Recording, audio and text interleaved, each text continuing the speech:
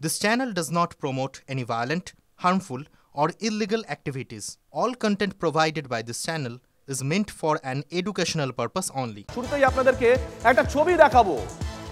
Table চাপড়ে ভিডিওর উপর হম্বিতম্বি করছেন বিজেপি সাংসদ। ছবিটা একবার দেখুন। মাদারিহাটে ভিডিওকে হুমকি দিচ্ছেন মনোজ টিগ্গা। ত্রাণ বন্টন নিয়ে বচসা মাদারিহাটের ভিডিও এবং মনোজ টিগ্গার মধ্যে। टीएमसी सरकारी चीज वहाँ पर बांटो, क्या प्रोसेस में है? कौन संविधान में है कि आप पार्टी के साथ में बैठ करके माले संविधान में आप पार्टी करने यहाँ पर आए क्या? हाँ, टीएमसी का झंडा लगाओ यहाँ पर, लगाओ इसका सिर में। सुनिए लगाना ही पड़ेगा यहाँ पे टीएमसी का झंडा। पूछना बोलता सर करके बोलेगा क्या? मैं आपको कितना बार बोला, कितना बार बोला हमको त्रिपाल का याद दिया नहीं यहाँ बोलता है और यहाँ से ठीक ठाक क्या बांटा है? क्या नहीं मिलेगा, क्या नहीं मिलेगा? 18 लाख आदमी आपको वोट दिया है, क्या नहीं मिलेगा? पूछना बोलता सर करके बोलेगा क्या? तमाशा पाया यहाँ पर, तमाशा पार्टी करनी है यहाँ पर कि वीडियोगिरी करना? वीडियोगिरी करना है तो वीडियोगिरी करो, पार्टी करना है तो टीएमसी का झंडा लेके घूमो, टीएमसी का झंडा लेके घूमो। कोई बात नहीं सुनेगा। कितना बार बोला आपको प्लास्टिक का याद दिया? मैं एक एमपी हूँ, क्या सम्मान दिया? मैं कितना बार बोला, मैं कितना बार बोला आपको, कितना बार बोला आपको?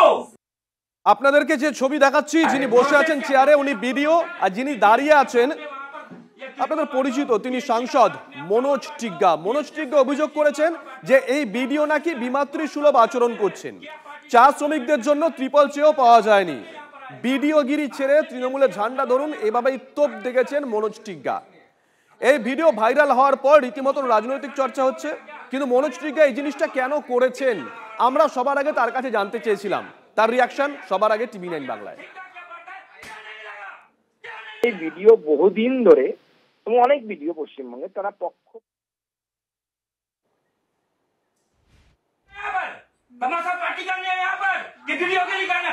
वीडियोगिरी करना है तो वीडियोगिरी करो, पार्टी करना है तो टीएमसी का झंडा लेके घूमो, टीएमसी का झंडा लेके घूमो। कोई बात नहीं सुनेगा। कितना बार बोला आपको प्लास्टिक का याद दिया? मैं एक एमपी हूँ, क्या सम्मान दिया? मैं कितना बार बोला, मैं कितना बार बोला आपको, कितना बार बोला आपको? प्रोसेस क्या प्रोसेस आपको बोलता है कि टीएमसी का साथ में वहाँ पर ये त्रिपल बांटो, टीएमसी का साथ में आप चावल बांटो, टीएमसी सरकारी चीज वहाँ पर बांटो, क्या प्रोसेस में? চা বাগানের শ্রমিকরা কাজ বাদ দিয়ে 250 টাকা হাজিরা বাদ দিয়ে সে ভাড়া দিয়ে সেখানে যেতে পারে না। আমরা জনপ্রতিনিধির মাধ্যমে সেটা দিতে চাই, অথচ টিএমসির যারা লিডাররা আছে তারা নিজে গিয়ে আর আমাদের লোকগুলোকে দেয় না। তাদের দোষ কি যে বিজেপি করে অপরাধ? তো দীর্ঘদিন ধরে এইভাবে বঞ্চিত হয়ে চলেছে। তারপরে পঞ্চায়েত সমিতিতে আমাদের সুজিত সাহা বলে বিরোধী দল নেতা আছে, তাকে নিয়ম অনুযায়ী তাকে একটা চেম্বার দেওয়া, তাদের বসার ব্যবস্থা করা, কিন্তু বারবার বলার সাথে আমি নিজে গিয়ে বিডিও সাহেবকে বলেছি যে বিরোধী দল নেতাকে সেখানে বসার ব্যবস্থা করা, তাদের জন্য চেয়ার টেবিলের বসার কথা। আজ দেবো, কাল টেন্ডার হবে, পরশু টেন্ডার হবে, এইভাবে মানে মানুষকে বারবার ফিরিয়ে দিচ্ছে, কোনো কাজ করছে না, শুধু বসে থাকে এবং বিডিও অফিসটাকে তৃণমূলের পার্টি অফিসে পরিণত করেছে। ওই জয়েন্ট বিডিও আমি গিয়ে দেখি যে টিএমসি নেতাদের সব সময় সেখানে আড্ডা থাকে, জয়েন্ট বিডিওর অফিসে চেম্বারে আড্ডা থাকে, বিডিওর অফিসের আড্ডা থাকে, কোনো কাজ করে না। আর টিএমসির সাথে মিলে শুধু দুর্নীতি করে, মানুষকে বঞ্চিত করে। এই হচ্ছে মনোজ টিগ্গার যুক্তি যে কেন তিনি এই ধরনের আচরণ করেছেন। তৃণমূল গোটা বিষয়টা কিভাবে দেখছে রবীন্দ্রনাথ ঘোষ, তার সঙ্গে আমরা কথা বলেছিলাম, শুনুন। যখন ওই এলাকায় ত্রাণ বিলি হয়েছে, মানুষের ত্রাণের প্রয়োজন ছিল, তখন কিন্তু বিডিও সাহেবরা নিজেরা বাড়ি গিয়ে ত্রাণ বিলি করেছে, গ্রামে গিয়ে ত্রাণ বিলি করেছে। তখন কিন্তু মনোজ টিগ্গাকে পাওয়া যায়নি, মানুষ খুঁজে পায়নি। আজকে মনোজ টিগ্গা সরাসরি এসে ভিডিও এসে ঢুকে যেভাবে হম্বিতমি করছে, ওকে গ্রেফতার করা উচিত। ওকে গ্রেফতার করা উচিত। ও করতে পারে না এটা, আর তার নিজে 1 কেজি ত্রাণ কোথাও দিতে পারে না। আর ভিডিও কি সরাসরি কাউকে ত্রাণ দিতে পারে? ভিডিওর নিয়ম অনুযায়ী গ্রাম পঞ্চায়েতকে ত্রাণ দিয়ে দেয়, সেখান থেকে ত্রাণটা সেই এলাকার লোকে বিলি হয়। সুতরাং এটা কি মনোজ টিগ্গা জানে না? তৃণমূল যখন এভাবেই সমালোচনা করছে, তখন বিজেপি গোটা বিষয়টা কিভাবে দেখছে সুকান্ত মজুমদার সঙ্গে কথা বলেছিলাম আমরা, শুনুন। এই ভিডিও বহুদিন ধরে এবং অনেক বিডিও পশ্চিমবঙ্গে তারা পক্ষপাতমূলক আচরণ করে আসছে। আমাদের পঞ্চায়েত সমিতিতে ওখানে বিরোধী দলনেতা আছে, তাকে চেম্বার দেওয়ার কথা দেব বলছে। 18 সালে নির্বাচন হয়েছে, তো এতদিন পরেও মানে তাদের সেই সম্পৃক্ত হয়নি। আমাদের পঞ্চায়েত সমিতি জেতা মেম্বার হোক বা পঞ্চায়েতের জেতা মেম্বার হোক, তারা প্রাণ পাচ্ছে না কেন? তাদের দোষ জনগণ ভোট দিয়ে বিজেপিকে নির্বাচিত করেছে। তাই এই WBCS ট্রেনিং হয় আমাদের অফিসারদের, এটা কি মনে করছে পৈতৃক সম্পত্তি নাকি?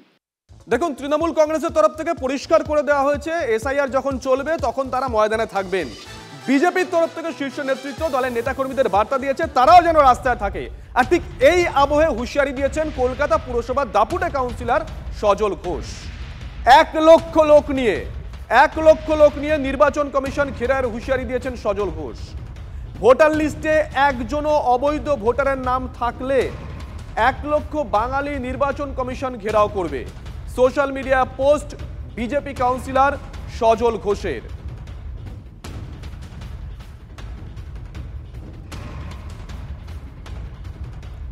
সজল ঘোষের সঙ্গে আমরা কথা বলেছিলাম, তিনি কেন এই পোস্ট করলেন, শুনুন তিনি কি বলেছেন। যদি একজন বৈধ ভোটারের নাম বাদ পড়ে তাহলে আমি অভিষেক বন্দ্যোপাধ্যায়ের ওই 1 লক্ষ লোকের একজন হব। অভিষেক বাবু কি বলতে পারবেন যদি একজন অবৈধ ভোটারও থাকে তাহলে এই 1 লক্ষ লোকের একজন উনি হবেন? আবারও বলছি যে একজন বৈধ ভোটারের নামও যেমন বাদ দেওয়া যাবে না। বিএলওদের ভয় দেখিয়ে বিভিন্ন ছলচাতুরি করে তারা যদি মনে করে যে এই 1 লক্ষ ভোটারকে তারা বাঁচিয়ে রাখবে, অবৈধ ভোটারদের তারা ভোটার লিস্টে বাঁচিয়ে রাখবে, তাহলেও কিন্তু নির্বাচন কমিশন ঘেরাও হবে, সেটা দিল্লিতেই হবে। আমরাও বাহার কা আদমি এইসব ভাবি না। বাঙালি মানে যারা বাংলায় দীর্ঘদিন ধরে বসবাস করছে তারা সবাই বাঙালি। তারা সবাই, আমরা কাউকে বহিরাগত বলি না। আমাদের কাছে বহিরাগত যারা বাংলাদেশ থেকে এসছে, আমাদের কাছে বহিরাগত যারা অনুপ্রবেশকারী, যারা পাকিস্তান থেকে এসছে, যারা রোহিঙ্গা, তারাই আমাদের কাছে বহিরাগত।